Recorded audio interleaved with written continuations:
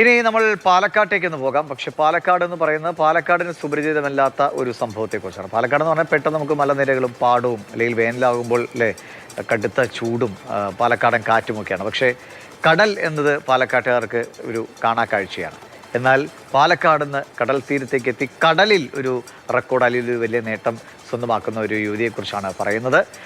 പട്ടാമ്പി പരുതൂർ സ്വദേശിനിയായ അതുല്യ രാജ്യത്തെ തന്നെ ആദ്യ കൊമേഴ്സ്യൽ ഡൈവിംഗ് ലൈസൻസ് ഉള്ള വനിത എന്ന റെക്കോർഡാണ് അതുല്യ സ്വന്തമാക്കിയിരിക്കുന്നത്. സ്കൂബ ഡൈവിംഗ് നമുക്കൊക്കെ കേട്ടുപരിചയമോ അല്ലെങ്കിൽ കണ്ടുപരിചയമോ ഒക്കെ ഉള്ള കാര്യമാണ്. പക്ഷെ അതിൽ തന്നെ കൊമേഴ്ഷ്യൽ ലൈസൻസ് ഉള്ള ഡൈവർമാർ, അങ്ങനെയുള്ള ഡൈവർമാർ തന്നെ വിരളമാണ്. ഇന്ത്യയിൽ ഒരു വനിതയ്ക്ക് മാത്രമേ കൊമേഴ്ഷ്യൽ ഡൈവിങ്ങിനുള്ള ലൈസൻസ് ഉള്ളൂ. ആ വനിത മലയാളിയാണെന്ന് മാത്രമല്ല പാലക്കാട്ടുകാരിയാണ്. പാലക്കാട്ട് പട്ടാമ്പിക്കടുത്തുള്ള അതുല്യയാണ് ആദ്യമായി ഇന്ത്യയിൽ ഇത്തരത്തിലുള്ളൊരു ലൈസൻസ് കരസ്ഥമാക്കിയത്. എന്താണ് ഈ കൊമേഴ്ഷ്യൽ ഡൈവിംഗ് എന്ന് പറയുമ്പോൾ അതും മറ്റ് സാധാ സ്കൂബ ഡൈവിംഗ് തമ്മിലുള്ള വ്യത്യാസമൊക്കെ എന്താണ് വരിക? എങ്ങനെയാണ് ഇതിലെ ചലഞ്ചസ് എന്തൊക്കെയാണ്? സ്കൂബ ഡൈവിംഗ് എന്ന് പറയുമ്പോൾ അതൊരു റിക്രിയേഷണൽ ഏരിയ ആണ്. അത് അവിടെ എന്ന് പറയുമ്പോൾ വിനോദം, ഫോർ എക്സാമ്പിൾ ഇപ്പോൾ നിങ്ങൾക്കൊക്കെ ഒരു കടലിൻ്റെ അടി കാണണം എന്നുള്ളൊരു ഇതാണെങ്കിൽ നിങ്ങൾ ആദ്യം ബന്ധപ്പെടേണ്ടത് ഏതെങ്കിലും ഒരു സ്കൂബ ഡൈവിംഗ് സെൻറ്ററിനെയാണ്. പക്ഷേ കൊമേഴ്ഷ്യൽ ഡൈവിംഗ് എന്ന് പറയുന്നത് എൻറ്റയർലി ഒരു ഇൻഡസ്ട്രിയൽ വർക്കാണ്. അവിടെ ഒരു റിക്രിയേഷണൽ ഇതൊന്നുമില്ല. നമ്മൾ എന്ത് മാൻ പവറാണ് ഇവിടെ നമ്മൾ ചെയ്യുന്നത്, എല്ലാ വർക്കും നമ്മൾ തന്നെ അണ്ടർ വാട്ടറിൽ പോയി ചെയ്യണം. ഇതാണ് ഇത് തമ്മിലുള്ളൊരു വ്യത്യാസം എന്ന് പറയുന്നത്. ഞാൻ ഡിഗ്രിക്ക് പഠിക്കുന്ന സമയത്താണ്, ഞാൻ വുമൻസ് കോളേജിലാണ് പഠിച്ചതൊക്കെ. സോ പുരുഷന്മാർ വർക്ക് ചെയ്യുന്ന മേഖല, അതുപോലെ തന്നെ സ്ത്രീകൾ വർക്ക് ചെയ്യുന്ന മേഖല എന്നുള്ള രീതിയിൽ എപ്പോഴും സ്ത്രീകൾ എപ്പോഴും സേഫ് ആയിട്ടുള്ള ജോബാണ് ചെയ്യുന്നത്. എന്തുകൊണ്ട് മാറി ചിന്തിക്കുന്നില്ല എന്നുള്ളൊരു തോട്ട് ടീച്ചർ പറഞ്ഞപ്പോഴാണ് ഓക്കെ, എന്തുകൊണ്ട് നമ്മൾ അങ്ങനെ ചിന്തിക്കുന്നില്ല. അപ്പോൾ തന്നെ മൂപ്പര് കുറച്ച് എക്സാമ്പിൾസ് പറഞ്ഞു. സ്കൂബ ഡൈവിംഗ്, സ്കൈ ഡൈവിംഗ് എന്നായിരുന്നു. അപ്പോൾ സ്കൈ ഡൈവിംഗ് അന്ന് നോക്കിയപ്പോൾ അത് കുറച്ച് എക്സ്പെൻസീവ് ആയിരുന്നു. ഞങ്ങളുടെ ഫാമിലി സംബന്ധിച്ച് അന്ന് അത്ര ഉണ്ടായിരുന്നില്ല. പക്ഷേ സ്കൂബ ഡൈവിംഗ് ആ ഒരു നമുക്ക് എന്താ പറയുക ക്യാച്ച് ചെയ്യാൻ പറ്റുമായിരുന്നു. അപ്പം അങ്ങനെയാണ് ഞാൻ കോവളത്ത് പോയിട്ട് ഇതിനെക്കുറിച്ച് അന്വേഷിക്കുന്നതും. കോവളത്താണ് ഞാൻ പഠിച്ചത്, മൗണ്ട് സഫാരിയിലാണ് പഠിച്ചത്. അവിടെ പഠിച്ചതിന് ശേഷം പിന്നീട് ആൻഡമാനിലായിരുന്നു ഫസ്റ്റ് ജോബ് ഉണ്ടായിരുന്നത്.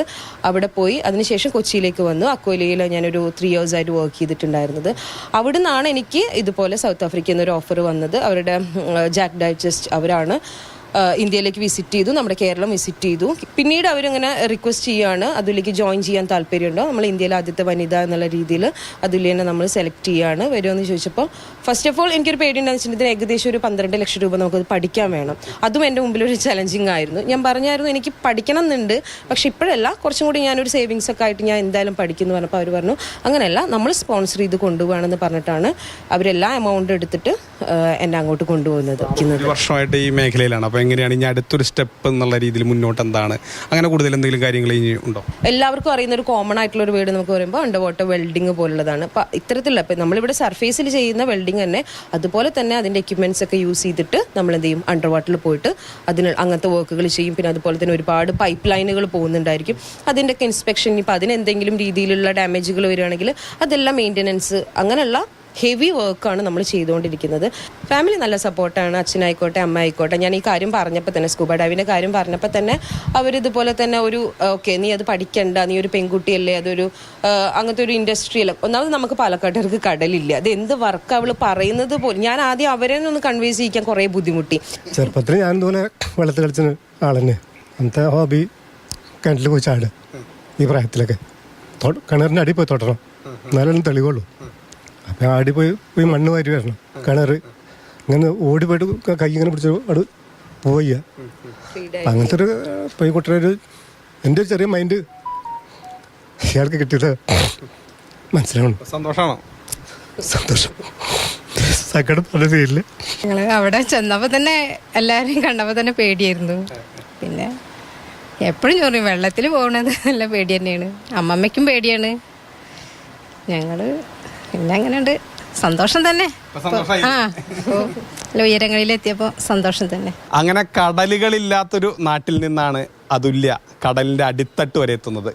മൽഗോഴ്സി മോഹനൊപ്പം Google VS, Mathrubhumi news, Palakkad.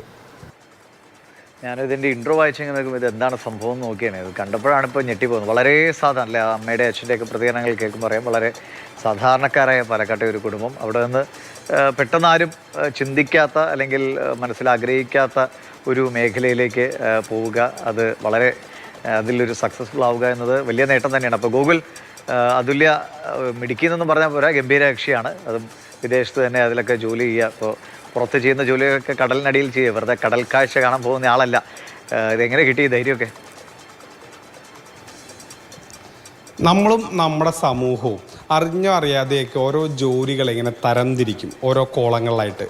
ഇന്ന ജോലി ഇന്ന ആളുകൾക്ക്, ആൺകുട്ടികൾക്ക് ഈ ജോലി, പെൺകുട്ടികൾക്ക് ഈ ജോലി, അങ്ങനെ തരംതിരിക്കും. അതുല്യോടൊരു അധ്യാപിക ചോദിച്ചു, അങ്ങനെയുള്ള ക്ലാസിഫിക്കേഷനൊക്കെ ഉണ്ടോ? എല്ലാ ജോലികൾക്കും എല്ലാവർക്കും ചെയ്യാൻ പറ്റണ്ടേ, അല്ലെങ്കിൽ അങ്ങനെ ചെയ്യണ്ടേ എന്ന ഒരു അധ്യാപികയുടെ ഒരു ചോദ്യത്തിൽ നിന്നാണ് അതുല്യ ഈ വലിയ നേട്ടമൊക്കെ കരസ്ഥമാക്കിയത്. അതായത് ഈ സ്കൂബ ഡൈവിംഗ് ഒക്കെ നമ്മൾ കണ്ടിട്ടുണ്ട്. അപ്പോൾ സ്കൂബ ഡൈവിംഗ് ഒക്കെ നമ്മൾ അറിയുന്നത് എങ്ങനെയാണ്? ഈ കടലിൻ്റെ ആഴങ്ങൾ കാണുക, നല്ല മീനുകളെ കാണുക, പവിഴപ്പുറ്റ് കാണുക, അങ്ങനെ ഒരു ഉല്ലാസത്തിൻ്റെ ഭാഗമായിട്ടാണ്. അതിനൊക്കെ അപ്പുറത്തേക്ക് ഡൈവിങ്ങിന് വലിയ വലിയ ജോലി സാധ്യതകളുണ്ട്. അത് എങ്ങനെയുള്ള ജോലികളാണെന്നറിയും, വലിയ അപകടം പിടിച്ച ജോലികളാണ്.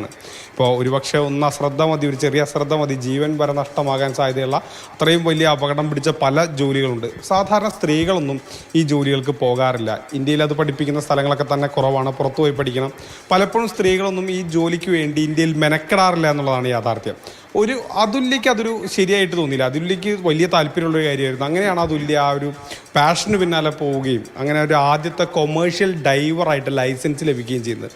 ഇത് ഒരുപാട് വെല്ലുവിളികളൊക്കെ നമുക്ക് പഠന സ്ഥലത്തും അങ്ങനെയൊക്കെ നേരിടേണ്ടി വന്നിട്ടുണ്ടാകും. അപ്പോൾ അതിനെയൊക്കെ അതിജീവിച്ചുകൊണ്ട് അതുല്യക്ക് ആ ഒരു നേട്ടം കരസ്ഥമാക്കാൻ കഴിഞ്ഞു. ഇന്ത്യയിലെ ആദ്യത്തെ കൊമേഴ്ഷ്യൽ ലൈസൻസ് ഉള്ള വനിതാ ഡൈവർ എന്നുള്ളൊരു നേട്ടമാണ്. 1 വർഷം മുൻപാണ് ഈ ലൈസൻസ് അതുല്യക്ക് കിട്ടിയത്. പിന്നീട് ഇപ്പോൾ ഈ അടുത്ത് സമൂഹ മാധ്യമങ്ങളിലൊക്കെ തന്നെ നമ്മൾ കണ്ടെത്താണ് അതുല്യ നമ്മൾ പോയി കാണുന്നതും അങ്ങനെ അറിയുന്നതൊക്കെ ചെയ്യുന്നത്. ഏതായാലും ഒരു വലിയ സന്തോഷമുള്ള കാര്യമാണ്. കാരണം പലപ്പോഴും നമ്മളൊക്കെ ഇന്നും ഈ 21-ാം നൂറ്റാണ്ടിലും ഇങ്ങനെ ഈ ഇന്ന ജോലി ഇന്ന ആൾക്ക്, ഇന്ന ജോലി ഇന്ന ആൾക്ക് ഇങ്ങനെ തരംതിരിച്ചുകൊണ്ടിരിക്കുകയായിരിക്കും. ഇന്നത് നീ ചെയ്യരുത്, അങ്ങനെയൊക്കെ ഒരുപാട് സ്ത്രീകളോടൊക്കെ ഇങ്ങനെ പറയുന്ന കാര്യങ്ങളൊക്കെ നമുക്ക് കേൾക്കാം. അതുപോലെ തന്നെ ആൺകുട്ടികളോടും പറയും, ചില ജോലികളിലൊന്നും ചെയ്യരുത് എന്നൊക്കെ പറയണതാണ്. ഒരുപക്ഷെ ചിലപ്പോൾ വീട്ടിൽ പാത്രം കഴുകണതായിരിക്കാം, അതൊന്നും ചെയ്യരുതെന്നൊക്കെ ഇപ്പോഴും ചിലപ്പോൾ ആൺകുട്ടികളോടും പറയണേക്കാം. അപ്പോൾ അങ്ങനെയൊക്കെയുള്ള രീതി തെറ്റാണെന്ന് നമ്മളോട് പറഞ്ഞു തരികയാണ് ഇങ്ങനെയുള്ള ആളുകളുടെയൊക്കെ വിജയ ജീവിതം. ശരി, ഇതിലിപ്പോൾ എനിക്ക് തോന്നുന്നു കൂടുതലൊന്നും പറയേണ്ടതില്ല.